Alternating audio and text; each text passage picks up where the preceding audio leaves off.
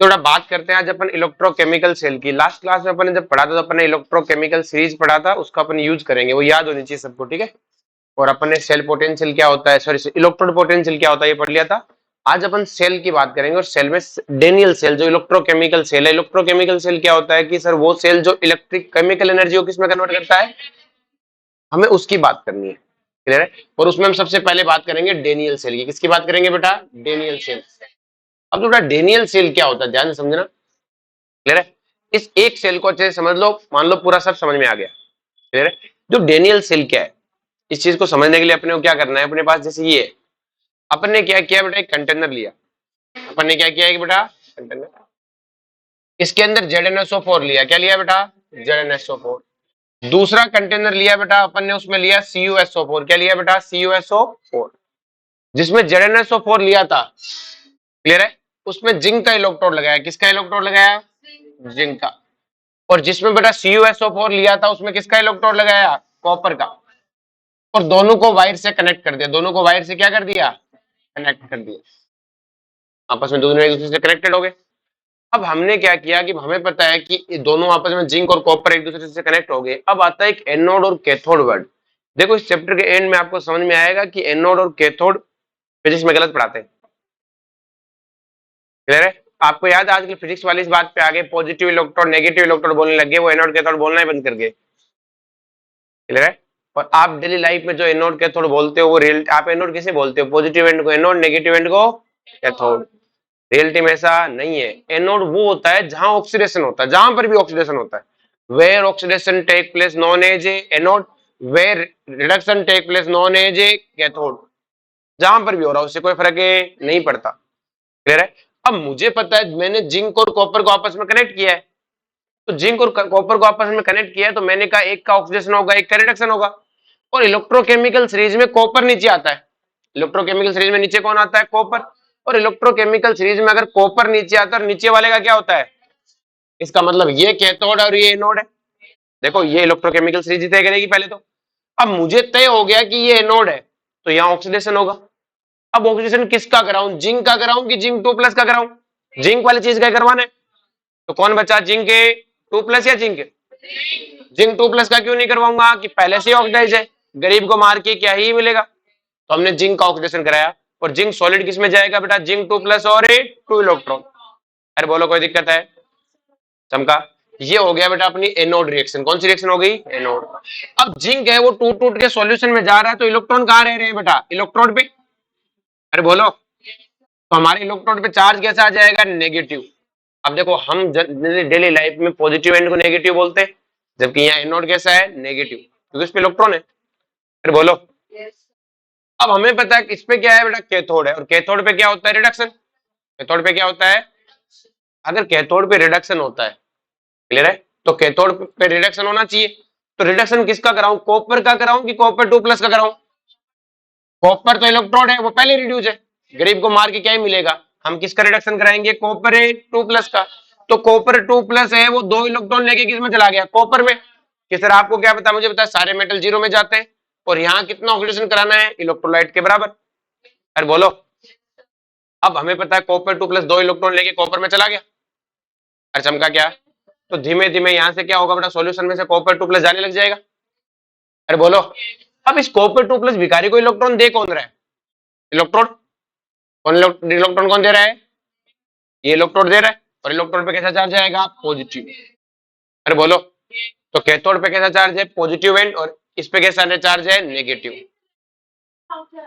इधर से आएंगे घूमते बुट बुट बुट, आ रही बात में। अब सिंपल सी, ये नेगेटिव एंड हो गया, ये कैसा एंड हो गया, पॉजिटिव एंड। बता, यहां तक कोई दिक्कत है भाई, ये वाला एंड कैसा हो गया, पॉजिटिव, क्योंकि कॉपर 2+ है, इस कॉपर ने इसको इलेक्ट्रॉन दिया, ये कॉपर के रूप में डिपॉजिट हो गया। कॉपर के रूप में क्या हो गया बेटा, डिपॉजिट। अब सिंपल सी कहानी, ये एंड पॉजिटिव है, ये एंड नेगेटिव है, तो हमें पता क्या करना है बेटा, कि क्या ये सेल कंप्लीट हो गया, नहीं, हमें इस सेल को कंप्लीट करने के लिए एक और चीज जोड़नी पड़ती है, जिसका नाम है साल्ट ब्रिज। क्या नाम है, पहले सॉल्ट ब्रिज को पढ़ के आते हैं। किसको पढ़ के आते हैं, सॉल्ट ब्रिज को। क्लियर है, जब ये सॉल्ट ब्रिज पढ़ लेंगे तब समझ में आएगा पूरा सेल। तो हमने सेल शुरुआत तो की, अब सबसे पहले पढ़ते हैं सॉल्ट ब्रिज क्या होता है। क्लियर है, जो बेटा साल्ट ब्रिज क्या होता है, it's a inverted U shape tube in which strong electrolyte is a field in the form of अगर अगर जेल। जिस जेल की फॉर्म में रहते हैं उस जेल का नाम है अगर जेल। क्या नाम है? अगर जेल या अगर जेल, कुछ भी बोलो। इन्वर्टेड क्या है बेटा? ये इन्वर्टेड यू शेप की ट्यूब है बेटा, जिसमें क्या भरा हुआ है बेटा? अगर जेल भरा हुआ है। क्या भरा हुआ है? अगर जेल। जेल का नाम है अगर जेल। अब क्वेश्चन उठता है, इसको जेल फॉर्म में क्यों रहते हैं? इधर लिक्विड रहोगे तो यू शेप की ट्यूब नीचे खाली हो जाएगी, तो बेटा ये भी तो कर सकते थे, नीचे प्लास्टिक बांध देते। अरे बोलो, बांध सकते थे नहीं बांध सकते प्लास्टिक बेटा? बोल शिवा, नहीं बांध सकते, क्यों? वो मुझे नहीं पता। बांध सकते तो आप पहले ही बोल देते, नहीं बांध सकते। अरे भाई प्लास्टिक बांधेंगे फिर तो करंट का फिर फ्लो फिर नहीं हुआ ना। हमें चाहिए सर्किट कंप्लीट करवाना है, तो हमें क्या लगाना पड़ेगा बेटा? इसको जेल फॉर्म में लेते हैं और नीचे कॉटन लगा देते हैं, और जेल फ्लो नहीं करता, जेल इतना आसानी से फ्लो नहीं करता, कॉटन लगा दो रुक जाएगा। अब हम इसमें क्या करते हैं बेटा, हमारे पास जो कौन कौन से हैं, हम स्ट्रॉन्ग इलेक्ट्रोलाइट लेते हैं, KCl, Na2SO4, NaNO3, इस तरह के इलेक्ट्रोलाइट लेते हैं। अरे बोलो। अब है बेटा हमें क्या देखना है कि properties of electrolyte used in salt bridge, कि जो साल्ट ब्रिज में आप इलेक्ट्रोलाइट लेते हो उसकी खासियत क्या होनी चाहिए, उसके पास क्या गुण होने चाहिए। हमारी बात में तो उसके पास पहला गुण होना चाहिए, it must be chemically inert for given cell. जिस सेल के लिए मैं स्टडी कर रहा हूं उस सेल से कोई रिएक्शन नहीं करना चाहिए, मतलब कोई पंचायती ना करे आके ये नहीं कहे ये थोड़ी कमी है ये थोड़ी ज्यादा है ना, चुपचाप अपना जो काम है वो करे, कोई फोगट की रिएक्शन शुरू ना कर दे वहां पे। तो जिस सेल के लिए मैं कर रहा हूँ, बाहर कुछ भी करता हूँ, जिस सेल के लिए मैं कर रहा हूँ वहां पे क्या होना चाहिए? Chemically inert. अरे बोलो। नेक्स्ट वन है mobility of ion must be high and equal, कि मोबिलिटी ज्यादा होनी चाहिए, जिस इलेक्ट्रोलाइट आप यूज कर रहे हो उस इलेक्ट्रोलाइट की मोबिलिटी क्या होनी चाहिए? हाई। अब मोबिलिटी हाई क्यों होनी चाहिए? 2 मिनट को बाद बताते हैं। अरे बोलो। नेक्स्ट वन है work function of salt bridge, कि साल्ट ब्रिज है उसका वर्क फंक्शन क्या होना चाहिए। तो बेटा इसका पहला और सबसे इंपॉर्टेंट वर्क फंक्शन तो यही है, इट्स कंप्लीट, क्या करता है बेटा? Electrical circuit. ये इलेक्ट्रिकल सर्किट को कंप्लीट करना चाहिए, यही काम है इसका। सर्किट को क्या कर दे? कंप्लीट, क्योंकि अभी हमारा सेल में ये जब तक ये कनेक्ट नहीं करूंगा सर्किट कंप्लीट नहीं होगा। अरे बोलो। नेक्स्ट वन है it maintain electrical neutrality of a cell और इट रिमूव पोटेंशियल जंक्शन।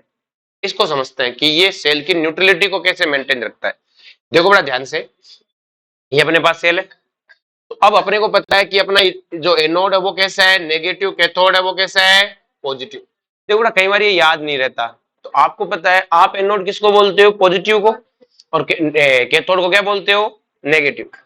ऐसा मान लो ये तुम्हारा अपना सेल नहीं है, जो तुम्हारा अपना सेल है उसमें यही होता है जो तुम डेली लाइफ में सोचते रहते हो, तुम्हारे दिमाग में जो अपना सेल है उसमें एनोड कैसा है? पॉजिटिव। कैथोड कैसा है? नेगेटिव। यूं बोल दो ये हमारा अपना सेल नहीं है, हमारा अपना सेल है, जो हम सोचते हैं उसका उल्टा है, जो हम सोचते हैं उसका, तो बाहर वाला पोटेंशियल तो डिसाइड कर लोगे। अब नेक्स्ट देखो ध्यान से, कि मुझे पता है बेटा H3, तो मुझे पता है कि जब यहां से जिंक 2+2 टूट के आ रहे हैं इसके अंदर। अरे बोलो। अब सॉल्यूशन में अगर जिंक 2+2 टूट के आ रहे हैं तो इसमें क्या हो जाएगा बेटा? देखो जिमें पहले न्यूट्रल था, यहां से जिंक 2+ टूटा, यहां से जिंक 2+ टूटा, यहां से जिंक 2+ टूटा, तो क्या मेरा ये वाला सॉल्यूशन अंदर से पॉजिटिव हो रहा है कि नहीं हो रहा? इलेक्ट्रोड इसका नेगेटिव है, क्योंकि नेगेटिव इलेक्ट्रॉन यहां छोड़ के आ रहा है, और सॉल्यूशन में कौन आ रहा है? आयंस। कौन आ रहा है? तो सॉल्यूशन में आयंस आ रहे हैं, इसलिए मेरा सॉल्यूशन कैसा हो रहा है बेटा? पॉजिटिव। और इलेक्ट्रोड कैसा होता जा रहा है? नेगेटिव। अरे बोलो। सेम इसी तरह से यहां से कॉपर 2+ इसके पास जा रहा है, तो कॉपर 2+ 2 इलेक्ट्रॉन ले लेके क्या होता जा रहा है? डिपॉजिट होता जा रहा है। इसके कारण मेरे इलेक्ट्रोड पे कैसा चार्ज आता जा रहा है? पॉजिटिव। इलेक्ट्रोड पे कैसा चार्ज आ रहा है? पॉजिटिव। लेकिन सॉल्यूशन में से कॉपर 2+ चला गया, बचा गया SO4 2-, तो सॉल्यूशन कैसा होता जा रहा है? नेगेटिव।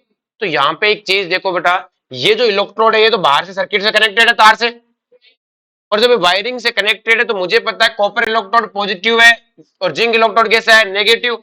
तो एक इलेक्ट्रिकल यहाँ पे फील्ड जनरेट होगा कि नहीं होगा? और इस इलेक्ट्रिकल फील्ड की डायरेक्शन क्या होगी बेटा? पॉजिटिव से। अरे बोलो। हमने लिख दिया ई एक्सटर्नल। क्या बोल दिया? ई। लेकिन जो सेल है उसके अंदर की बात करूं तो अंदर भी तो एक चार्ज जनरेट हुआ है, यहाँ पे कैसा चार्ज जनरेट हुआ है? पॉजिटिव। यहाँ पे अंदर उल्टा है, तो क्या अंदर भी एक इलेक्ट्रिकल फील्ड जनरेट होगा? और जिसकी डायरेक्शन क्या होगी, पॉजिटिव से नेगेटिव, मैंने इसे बोल दिया ई इंटरनल। अगर ये साल्ट ब्रिज सर्किट कंप्लीट करने के अलावा कोई और काम ना करे तो आपको नहीं लगता कि दो इलेक्ट्रिकल फील्ड जनरेट हो गए दोनों एक दूसरे के ऑपोजिट डायरेक्शन में, नेट क्या आएगा, जीरो। मतलब आप सेल जब स्टार्ट करोगे, खरीद के लाओगे, तो सिंपल से कहना, जैसे आपने स्टार्ट किया, जैसे आपने क्या किया स्टार्ट, तो शुरुआत में आपको ई एक्सटर्नल आएगा, धीमे धीमे ई इंटरनल बनने लगेगा और सेल काम करना बंद। सेम काम करना, आपको क्या लगेगा, सेल खत्म हो गया, लेकिन सेल के अंदर है सामान, लेकिन इलेक्ट्रिकल फील्ड एक दूसरे के क्या हो गए, ऑपोजिट। और इंदर अंदर वाला इलेक्ट्रिकल फील्ड मुझे चाहिए नहीं, मुझे तो सेल से बाहर एनर्जी चाहिए, तो मुझे इस अंदर वाले को हटाना पड़ेगा, वरना सेल काम नहीं करेगा। तो हमने क्या कर रखा है, साल्ट ब्रिज ले रखा है। क्या ले रखा है, उसमें जो इलेक्ट्रोलाइट भर रखा है। तो आपको पता है जैसे यहाँ जिंक 2+ टूट के आएगा तो ये वाले इलाके में पॉजिटिव फील्ड जनरेट होने लगेगा। और हमने जो साल्ट इलेक्ट्रोलाइट जैसे KCl लिया है, तो उसी वक्त Cl- भागते हुए नीचे आएगा। जैसे यहाँ पे 3 जिंक 2+ आए तो कितना चार्ज है, प्लस है, उसी वक्त 6 Cl- भाग के आए, क्या ये इलेक्ट्रिकल न्यूट्रल हो गया कि नहीं हो गया वापस से। तो Cl- को बस इतना काम करे, न्यूट्रलिटी करे और कुछ ना करे, तो आगे इसे न्यूट्रल कर देगा कि नहीं कर देगा। अरे बोलो, जैसे यहाँ SO4 2- बचा, यहाँ नेगेटिव चार्ज हो गया, उसी वक्त 6 पोटेशियम आगे इसे न्यूट्रल कर देगा, और इसके कारण अंदर का इंटरनल पोटेंशियल क्या हो जाएगा, खत्म। तो सिर्फ और सिर्फ बाहर वाला बचेगा। तो क्या इसने अंदर से सेल को न्यूट्रल कर दिया कि नहीं कर दिया।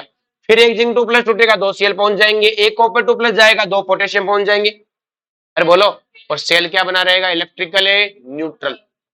चमका क्या। तो देखो यहाँ पे जंक्शन का मतलब क्या होता है, जहां दो जगह मिलती हो, तो यहाँ जंक्शन बना था एक, नीचे वाले को तोड़ दिया, इलेक्ट्रिकल जंक्शन क्या हो गया, खत्म। और सेल की इलेक्ट्रिकल न्यूट्रलिटी को क्या रखा, मेंटेन। क्या रखा, तो सर्किट को कंप्लीट करता है, न्यूट्रलिटी को क्या रखता है, मेंटेन। अगर मैं साल्ट ब्रिज हटा दूं तो सेल काम करना बंद, साल्ट ब्रिज के अंदर का सामान खत्म हो गया, सेल काम करना बंद। अरे बोलो, क्वेश्चन आता है, साल्ट ब्रिज हटाते सेल काम करना बंद कर देगा, क्या कर देगा बंद। अरे बोलो, समझा क्या। अगर कोई मुझसे कहे, उसको चलो आगे आगे पूछेंगे, यहां तक सबको समझ गया।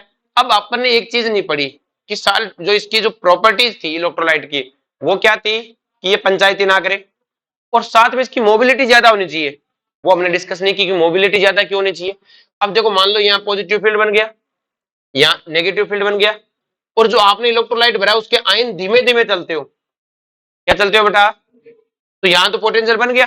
तो आपका जैसे लाइट आपने कनेक्ट कर रखी है, आपका लाइट ऑन होगी, अंदर इलेक्ट्रिकल फील्ड बन गया, लाइट चली गई। फिर ये भाई साहब आधे घंटे बाद जाके न्यूट्रल करेंगे, फिर लाइट आएगी, फिर जाएगी, फिर आएगी। तो क्या ये अच्छी बात है क्या, नहीं। बनने के साथ ही भाग के जाओ और खत्म करो उसे, तेजी से काम करना है। कैसे काम करना है, अरे बोलो, समझा क्या। इसलिए मोबिलिटी क्या होनी चाहिए, ज्यादा। आगे बात में, अब ध्यान रहे कि जैसे KCl है, अगर मैं यहाँ पे AgNO3 लेता, क्या लेता, इस सेल के लिए तो कोई दिक्कत नहीं। अगर मैं यहाँ AgNO3 लेता तो मैं KCl को यूज नहीं कर सकता था, क्योंकि AgCl प्रेसिपिटेट हो जाता है। AgCl क्या हो जाता है, समझ में आ गया। वो पूछता है ऐसे कि AgNO3 का है, उसमें मैं KCl को यूज कर सकता हूँ नहीं। अरे बोलो, सेम दोनों तरफ बराबर जाके न्यूट्रल करना है ना, Ag के साथ जाए, एक जा रहे एक नहीं जाए तो भी गड़बड़ है। न्यूट्रल बनाना है, क्या बनाना है, न्यूट्रल। चमका गया साल्ट ब्रिज। अब अपन वापस अपने सेल पे आ जाते हैं। तो यही तो सेल था, इसमें अपने क्या लगा दिया, साल्ट ब्रिज। क्या लगा दिया, तो सॉल्ट ब्रिज को अपन अलग से पढ़ा, क्वेश्चन पूछता है सॉल्ट ब्रिज के भी। यहां तक सबको चमका। अब मुझे पता है ये एनोड की रिएक्शन है, कैथोड की रिएक्शन है। जो फुल सेल रिएक्शन होगी वो क्या होगी बेटा, दोनों का सम। फुल सेल रिएक्शन में कभी भी इलेक्ट्रॉन नहीं दिखने चाहिए। क्या नहीं दिखने चाहिए, क्योंकि बेटा है तो एक एनोड की रिएक्शन, एक कैथोड, मतलब एक ऑक्सीडेशन एक रेडॉक्स। ऑक्सीडेशन एक ऑक्सीडेशन एक रिडक्शन है। और आपको पता है रेडॉक्स रिएक्शन साथ में होती है, जितना रिडक्शन होता है उतना ही ऑक्सीडेशन होता है। तो जितने इसके इलेक्ट्रॉन जाएंगे उतने तो इसको मिलेंगे। भाई ये 2 इलेक्ट्रॉन भागते हुए वहां जाएंगे। अरे बोलो, तो सिंपल सी कहानी है कि इन फुल सेल रिएक्शन कोई इलेक्ट्रॉन नहीं होता। और अगर किसी के फुल सेल रिएक्शन में इलेक्ट्रॉन है तो वो सेल नहीं है। वो क्या नहीं है, अगर कोई सेल है तो नहीं दिखेगा। अरे बोलो, चमका क्या।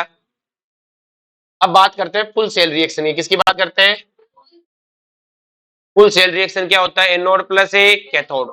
आप एनोड की और कैथोड की रिएक्शन को जोड़ दो, पर ध्यान रहे इलेक्ट्रॉन आपस में कैंसिल आउट हो जाना चाहिए। जैसे इसमें 2 इलेक्ट्रॉन है, इसमें 2 इलेक्ट्रॉन है, तो दोनों को जोड़ो बेटा, दोनों को। जैसे आप जोड़ोगे तो क्या आ जाएगा, जिंक सॉलिड प्लस कॉपर 2+, ऐसे तो आएगा जिंक सॉलिड प्लस ए कॉपर 2 प्लस रिएक्ट करके क्या बनाते हैं, जिंक 2 प्लस प्लस है, चमका क्या, आसान है। नेक्स्ट देखो बेटा, सेल रिप्रेजेंटेशन, क्या बात कर रहे हैं बेटा, सेल रिप्रेजेंटेशन बहुत सिंपल है, पहले एनोड का रोना रहो, किसका रोना रहो, फिर साल्ट ब्रिज लगाओ, क्या लगाओ, फिर कैथोड का रोना रहो, और ये डबल डंडे क्या दिखाते हैं, साल्ट ब्रिज, क्या दिखाते हैं, साल्ट ब्रिज। अब एनोड का रोना रोते समय जैसे मुझे पता है एनोड की रिएक्शन ये है, जिंक सॉलिड है, वो कन्वर्ट हुआ zinc 2 plus aqueous plus 2 electron, copper 2 plus है एक्वस है, वो 2 इलेक्ट्रॉन लेके किस में गया बेटा, कॉपर है सॉलिड में। तो रिप्रेजेंटेशन मतलब मोटा मोटा बात करनी है, जैसे आप कोई भी सामान खरीदते हो बाहर, जैसे कोल्ड ड्रिंक खरीदते हो तो आप उसके बारे में लिखा रहता है ना, उसके बारे में स्पेसिफिक, उसके अंदर क्या क्या मिला रखा है, अरे बोलो।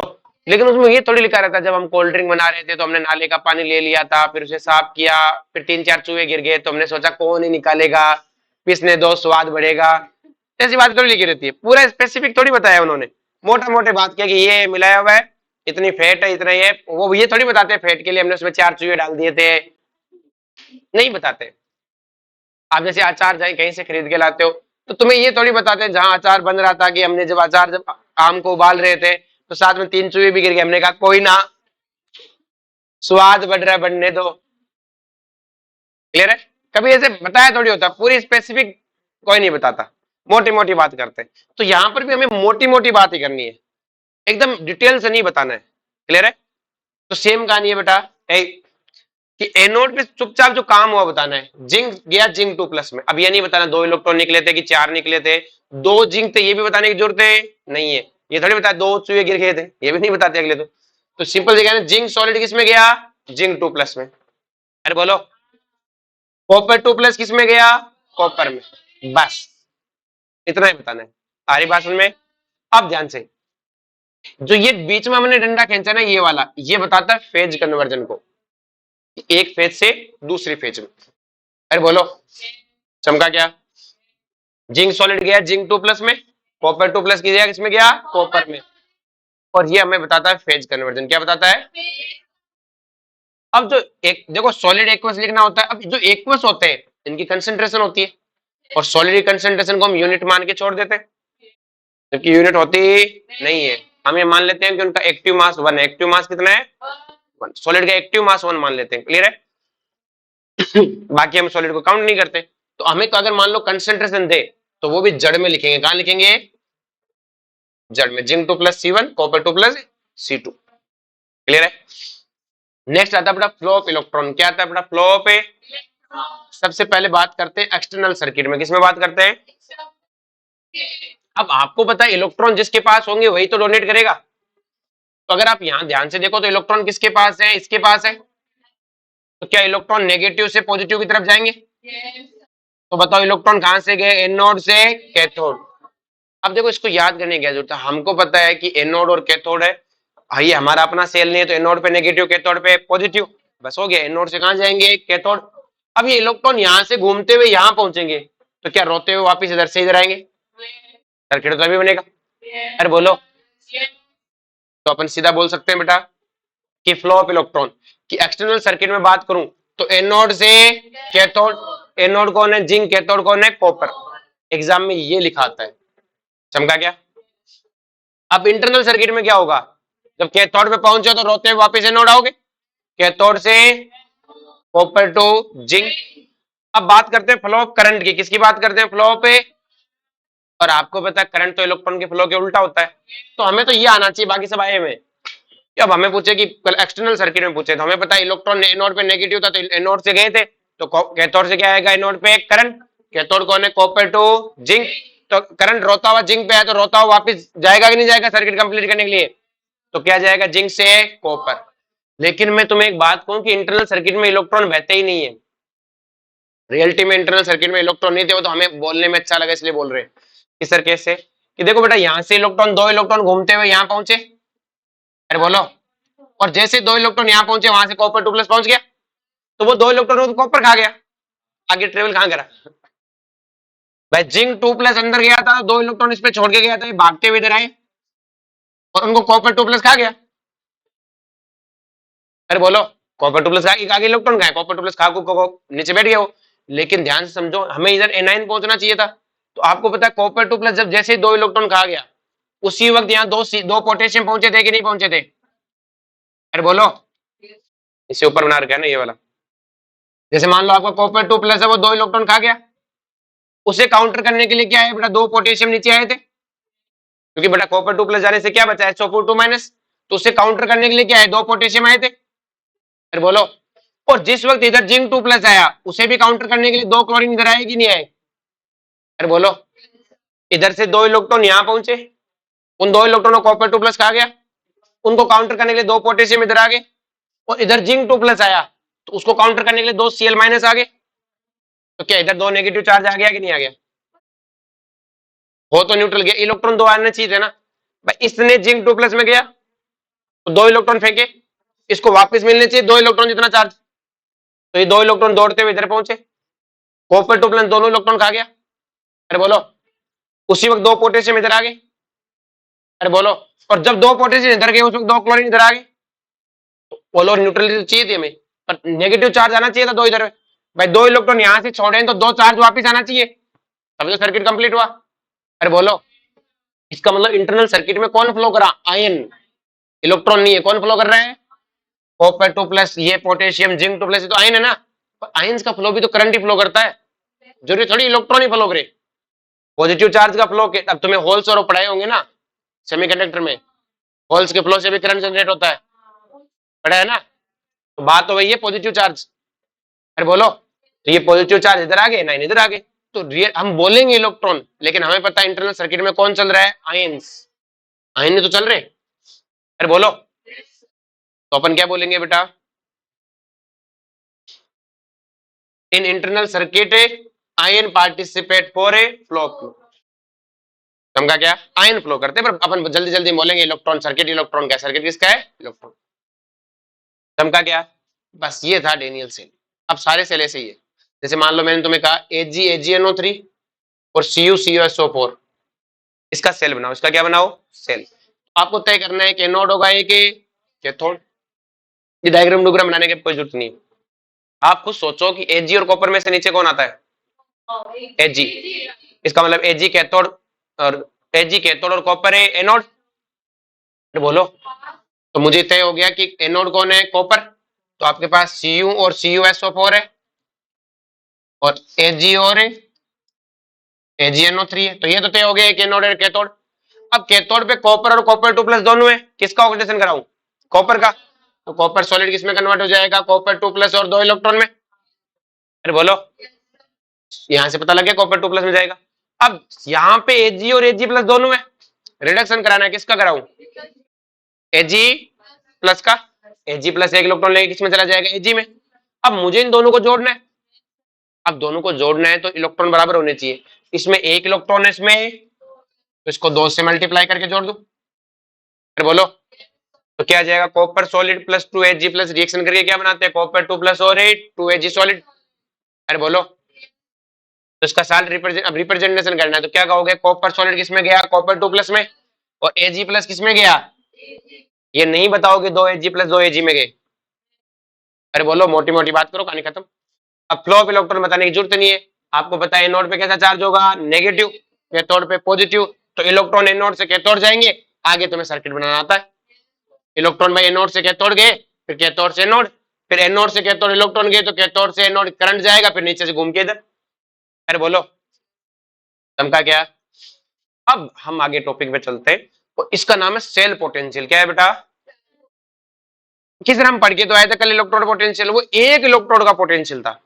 और अब मेरे पास 2 इलेक्ट्रोड है, एक कैथोड और एक एनोड। इन दोनों का डिफरेंस निकालना है, क्या निकालना है, डिफरेंस। आई बात समझ में। तो जो स्टैंडर्ड सबसे पहले पढ़ेंगे, standard cell potential E naught cell, क्या पढ़ेंगे, ये इंटेंसिव प्रॉपर्टी होती है। कैसी प्रॉपर्टी होती है, और इंटेंसिव प्रॉपर्टी मास पे डिपेंड है, समझा क्या, फिक्स होती है।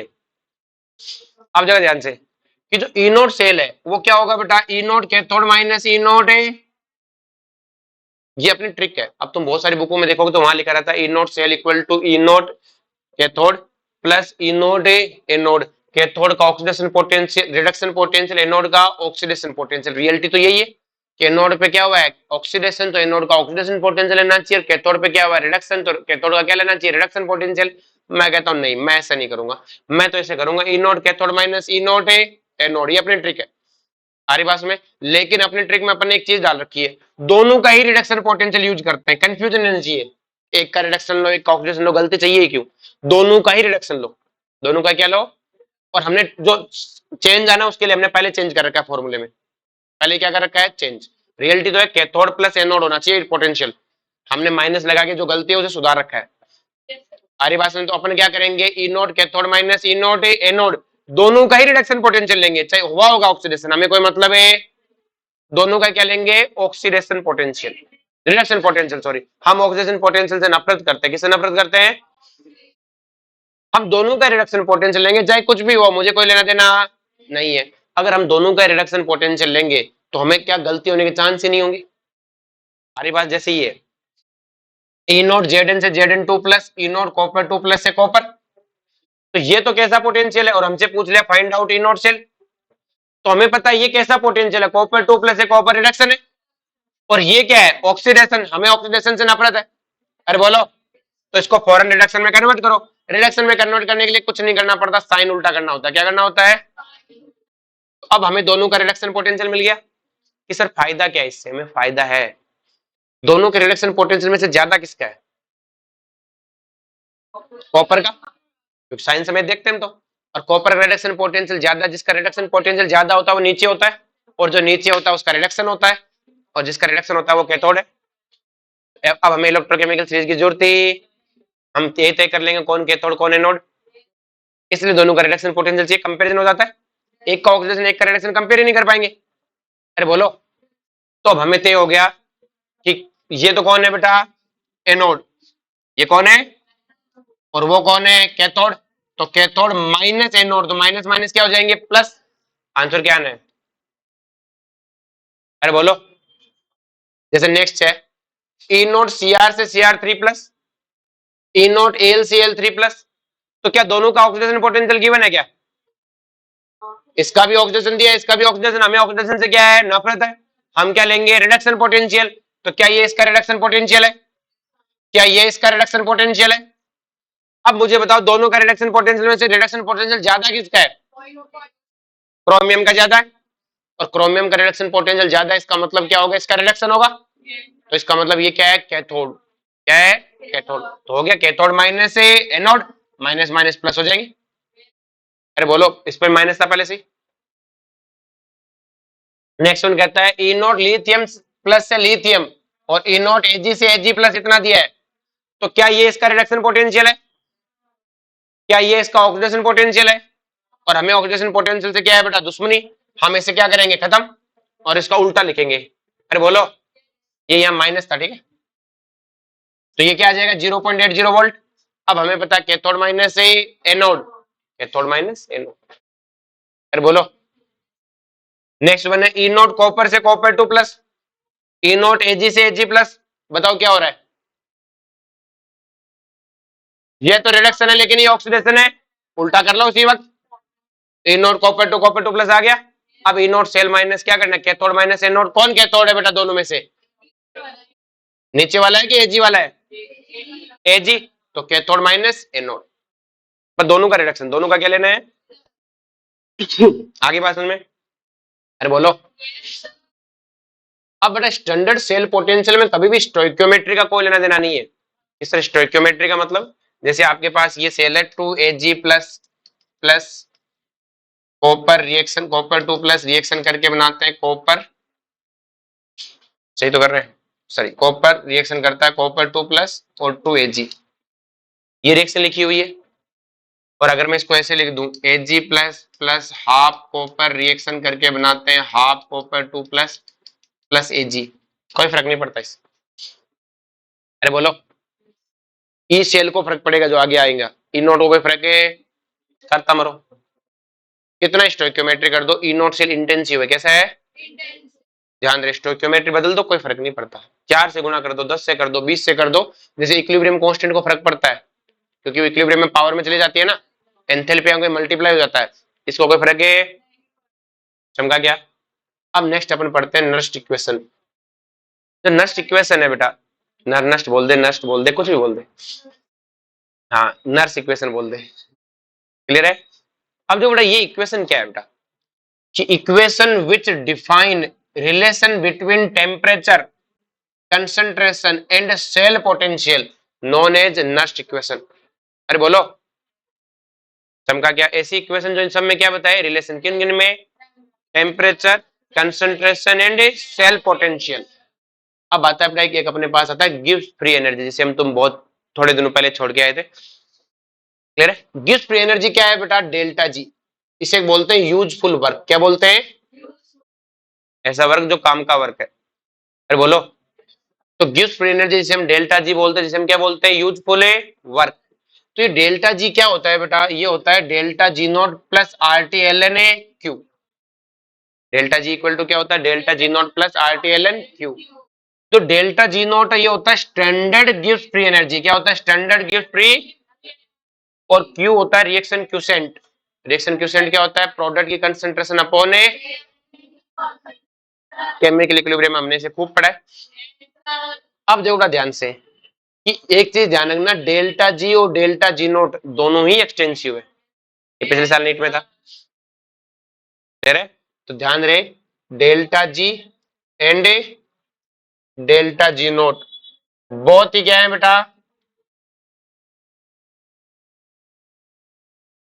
साथ में अभी हम जो ई पढ़ेंगे, ई सेल, वो भी क्या है, एक्सटेंसिव। वो भी क्या है, ऑल आर एक्सटेंसिव। ये क्वेश्चन पिछले साल पूछा था मुझे, क्लियर? इस साल नहीं पूछेंगे, लेकिन पता तो होना चाहिए। क्या पता पूछ लिया तो क्या बेटा, चुप।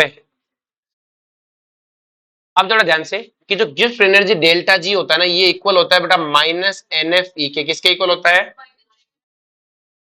ई सेल होता है बेटा। ई तो क्या, ई सेल। ये तो क्या है बेटा, ई सेल। सेल का पोटेंशियल, स्टैंडर्ड नहीं, नॉर्मल सेल पोटेंशियल। एफ है बेटा, वो है फेराडे कांस्टेंट। क्या है बेटा, फेराडे कांस्टेंट होता क्या है, charge of one mole electron. एक इलेक्ट्रॉन का नहीं, एक मोल इलेक्ट्रॉन का चार्ज। हमारी बात में तो एक फेराडे क्या होगा, एक इलेक्ट्रॉन का चार्ज इंटू एक मोल। इसको हम जब मल्टीप्लाई करते हैं तो आता है 96477 कूलम, और हम इसको शॉर्ट में लेते हैं 96500 कूलम। ये लेना होता है हमें। चमका क्या, एक फेराडे क्या है, एक मोल इलेक्ट्रॉन का चार्ज। तो मैं फेराडे की जगह ये भी लिख सकता हूं, ये जो मल्टीप्लाई में E into N, E into, चमका क्या। अब आता है एन। अब एन इस चैप्टर में दो तीन बार आएगा। एक हम एन को मोल से लिखते हैं, एक अपने पास जो एक फेराडे लॉ आएगा अगले इलेक्ट्रोलाइटिक सेल में, अगर आपको याद है तो Z equal to M I T upon N F. ये एन बार बार आता है, दो तीन बार आता है, बच्चा कंफ्यूज हो जाता है। हम इन एन का नाम रख देते हैं। क्या रख देते हैं? हमने कहा ये वाला एन है बाबूलाल एन है। कौन सा एन है? ताकि कंफ्यूजन ना हो। वो तो मोल हो गया ना, इस चैप्टर में दो बार है। क्या मोल वाला एन मतलब मोल है, यहाँ एन मोल को रिप्रेजेंट नहीं कर रहा, यहाँ एन किसी और चीज को रिप्रेजेंट कर रहा है। चवा नाम बाबूलाल ही रहेगा, नाम नहीं बदलते ऐसे, ठीक है? अगले वाले का नाम बाबूलाल ही रखा हुआ है। मैं बताता हूँ क्या करना है, अभी तुम 2 मिनट रुक जा। ठीक है, घनश्याम एन, शॉर्ट नाम रखने। चुप हो जा। अब चलो इसको आगे बाद में देखेंगे, अभी छोड़ दे। अब चलो ध्यान से, जब कंफ्यूजन होगे तो खुद ही रोते हुए याद कर लोगे। तो ये क्या है बेटा, इसका नाम ये एन यहाँ पर है total number of electron in full cell reaction. तो आपको याद है, आप रेडॉक्स रिएक्शन में एक तो निकालते थे एन फैक्टर। क्या निकालते थे? और एक एन फैक्टर को आप स्टोइकियोमेट्री से मल्टीप्लाई करके निकालते थे टोटल इलेक्ट्रॉन। निकालते थे ना टोटल इलेक्ट्रॉन, ये वही टोटल इलेक्ट्रॉन है। इसी रिएक्शन में पार्टिसिपेट करने वाले रेडॉक्स रिएक्शन में टोटल इलेक्ट्रॉन कितने पार्टिसिपेट करते हैं। एन फैक्टर तो क्या था, किसी एक मॉलिक्यूल के लिए कितने का चेंज। फिर उस एन फैक्टर को स्टोइकियोमेट्री से करके टोटल इलेक्ट्रॉन निकालते थे, फिर उनसे आप दो गुलूंगा निकालते थे, वही टोटल इलेक्ट्रॉन है। अरे बोलो, तो ध्यान रहिए, टोटल इलेक्ट्रॉन है। कौन से इलेक्ट्रॉन है? टोटल। तो डेल्टा जी किसके बराबर है बेटा, माइनस एन एफ ई के। तो डेल्टा जी नोट किसके इक्वल होगा, minus N F E naught cell के। ई नॉट सेल क्या है? स्टैंडर्ड। क्या है बेटा? Standard cell potential. क्लियर है? अब ध्यान रखना बेटा कि डेल्टा जी नॉट और ई तीनों क्या है? एक्सटेंसिव। ई नॉट सेल क्या है? इंटेंसिव। गलती बच्चे से तुमसे क्या होती है? तो ई नॉट सेल तो तुम्हें क्या दिखता है? इंटेंसिव, तो तुम कहते हो ये भी इंटेंसिव। क्लियर है? एन पे डिपेंडेंट है ये। और एन क्या होता है? Mole into stoichiometry. N factor into stoichiometry होता है ना एन, तो स्टोइकियोमेट्री आएगा तो डिपेंडेंट हुआ कि नहीं हुआ? अरे बोलो। अब देखो ध्यान से, हमें पता है कि बेटा डेल्टा जी किसके बराबर है? Delta G naught plus R T L N Q. और डेल्टा जी के बारे में अभी हम पढ़ के आए थे, क्या होता है? Minus N F cell. अरे बोलो, डेल्टा जी नॉट की जगह क्या लिख सकता हूं? Minus N F E naught plus R T L N A Q. अरे बोलो, तो क्या मैं इसको ऐसे लिख सकता हूं? पूरी इक्वेशन को एनएफ से डिवाइड कर दो। किससे डिवाइड कर दो बेटा? एनएफ से। तो पूरी इक्वेशन को एनएफ से डिवाइड कर, ई नॉट और ये क्या हो जाएगा? Minus R T upon A NF L N Q, L N A Q. अरे बोलो, ये आपका हो गया सेल पोटेंशियल। क्या हो गया? ये क्या हो गया? टेम्परेचर। क्या हो गया? और रिएक्शन क्वोशिएंट में क्या आती है? कंसंट्रेशन। क्या आती है? तो बता दिया ना सब में रिलेशन। अब ये तो स्टैंडर्ड है, और ये किसी भी टेम्परेचर और कंसंट्रेशन पे सेल का पोटेंशियल। अरे बोलो, अब मुझे पता है कि बेटा अगर इस फॉर्मूले को मैं एल को लॉग में कन्वर्ट कर दूं तो 2.303 से क्या कर दूं? मल्टीप्लाई। अब आप इस फॉर्मूले में देखो बेटा कि अगर मैं बात करूं 298 केल्विन पे, कितने बात करूं बेटा? 8298 केल्विन पे। आपको पता है आर कांस्टेंट है, टेम्परेचर का अपना लगभग क्वेश्चन 298 केल्विन पर, तो टेम्परेचर भी क्या है? कांस्टेंट। और फेराडे भी क्या होता है? कांस्टेंट। एन बदल सकता है रिएक्शन वाइज, ये सारे कांस्टेंट है। कितने पे? 298 केल्विन। तो अगर इनमें सबको रख के सोल्व आउट करूं तो मेरे पास जो ई आएगा वो आएगा E naught minus 0.0591 upon a N. अरे बोलो, तो हमें बार बार सोल्व नहीं करना, हम सीधे याद रखेंगे 0.0591। और मैं तो कहता हूं 0.0591 को आप 0.06 ले लो।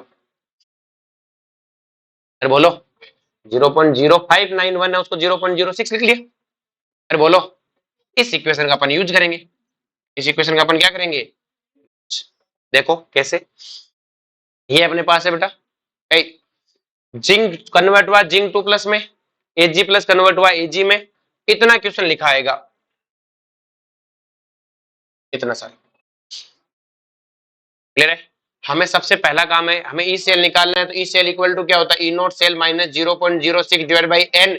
और रिएक्शन क्वोशिएंट क्या होता है? प्रोडक्ट की कंसंट्रेशन अपॉन ए रिएक्टेंट की कंसंट्रेशन। तो ई नॉट सेल तो हम निकाल लेंगे, कैथोड माइनस से एनोड। तो हमें बताओ यहाँ इसका क्या दिया? रिडक्शन। इसका भी क्या दिया है? रिडक्शन। तो बस ठीक है, किसका रिडक्शन पोटेंशियल ज्यादा? एजी का। तो कैथोड माइनस से एनोड, जिसका रिडक्शन पोटेंशियल ज्यादा वही कैथोड। भाई सामने देख ले। तो यहाँ से क्या मेरे पास ई नॉट सेल आ गया बेटा। अब बात आती है बेटा कि रिएक्शन की। अब कहीं बच्चा क्या करता है कि इनमें दोनों में से बताओ प्रोडक्ट कौन है, रिएक्टेंट कौन है? इन दोनों में पूरे में से प्रोडक्ट रिएक्टेंट कौन है? जेड और एजी प्लस। और प्रोडक्ट कौन है?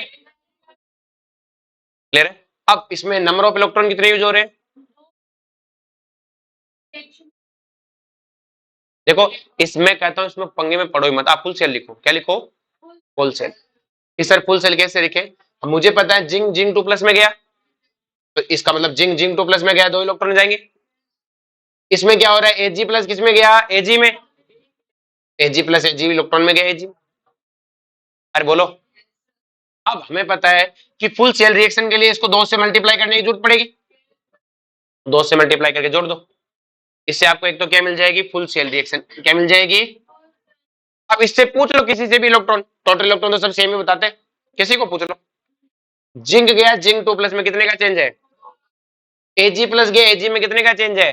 वो तो एक के लिए एक है, 2 के लिए कितना हुआ? 2। किसी को पूछ लो। अरे बोलो, तो क्या हमें एन की वैल्यू भी मिल गई? अब हमें पता लग गया कि एन 2 है। तो हमें पता है ई इक्वल टू क्या है बेटा? E naught cell. E naught cell कितना है बेटा अपना? 0.054 है ना शायद। ये 56 कैसे हो सकता है? 0 में से इसको माइनस होगा ना। अच्छा जुड़ा है, सॉरी 6 है, सॉरी 0.156। तो ये क्या हो जाएगा बेटा? E equal to E naught minus 0.06 divide by 2 log. Product कौन है बेटा? रिएक्टेंट कौन है? AG plus. तो आप क्या लिखोगे, zinc 2 plus upon AG plus का स्क्वायर, यही तो होता है बेटा प्रोडक्ट में। अब बेटा मैं तुम्हें यहां से सीधा लेने के लिए मना क्यों कर रहा हूं, क्योंकि तुम एजी प्लस का स्क्वायर करना पक्का भूल जाओगे। भाई तुम में से कहीं को पता लग गया कि सर ये प्रोडक्ट होना है, ये रिएक्टेंट होना है, ये सॉलिड है, भूल जाओ, लेकिन आप पक्का स्क्वायर करना भूल जाओगे। और बहुत बार रिएक्शन में तो इसको भी 2 से मल्टीप्लाई करना पड़ता है, इसको 3 से, तो वो गलती पक्का होती है, इसलिए मैं कहता हूं 2 मिनट लगेगी, फुल सेल रिएक्शन लिख लो, वरना स्क्वायर पक्का भूले पड़े हो यहाँ पे। इलेक्ट्रॉन भी निकाल लो, कुछ ना कुछ भूल ही जाओगे, इसमें ऑन इसमें सब बताया जाएगा। अरे बोलो, अब हमें जिंक 2 प्लस की कंसेंट्रेशन ढूंढनी है, वो इसके जड़ में लिखी हुई है, कितनी है 10 की पावर -2, इसकी कितनी है 10 की पावर -3, तो यहाँ रख दिया 2 10 की पावर -2, यहाँ 10 की पावर -3 का स्क्वायर कितना होता है -6, ऊपर जाएगा तो क्या हो जाएगा +4, और आपको पता है E equal to E naught, इसको डिवाइड करेंगे तो कितना आ जाएगा बेटा 0.03, अरे बोलो पीछे, प्लस log 10 की पावर 4, अब मुझे पता है इसको तुम सोल्व कर लोगे। अरे बोलो, जैसे हम एक और क्वेश्चन है कि कॉपर सॉलिड है, वो कॉपर 2 प्लस में जाता है, Au3 प्लस किस में जाता है, Au में, ये दे रखा आपको ई नोट सेल इन दोनों का, कहता है ई सेल निकालो 298 केल्विन पे, कितने पे निकालना है 298 केल्विन पे, बोलो निकाल सकते हो। फुल सेल इक्वेशन बताओ क्या बनेगा, कॉपर सॉलिड किस में जाता है, कॉपर 2 प्लस और 2 इलेक्ट्रॉन में, Au3 प्लस है वो 3 इलेक्ट्रॉन लेके किस में जाता है Au में, जोड़ेंगे तो क्या आएगा कॉपर सॉलिड, अब देखो इसमें 3 है इसमें 2 है, तो आपको इसको 3 से मल्टीप्लाई करना पड़ेगा इसको, तो कॉपर क्या हो जाएगा 3 copper solid plus 2 Au3 plus convert होता है किसमें 3 Cu2 प्लस और 2 गोल्ड में। अब देखो इसमें क्यूब आएगा, इसमें क्या आएगा स्क्वायर, बस इसलिए मैं कहता हूँ फुल सेल लिखो वरना गलती हो जाएगी। समझा क्या, बाकी तुम कर लोगे सेम है, बाकी क्या है बेटा सेम, डाटा इधर रखना है। इलेक्ट्रॉन कितने आएंगे बताओ, पूछो किसी से, कॉपर से कॉपर 2 प्लस में कितने का 2 का, 3 के लिए कितने का चेंज हुआ 6 का, अरे बोलो समझा क्या, तो मुझे लगता है आज काफी हो गया, चलो जी।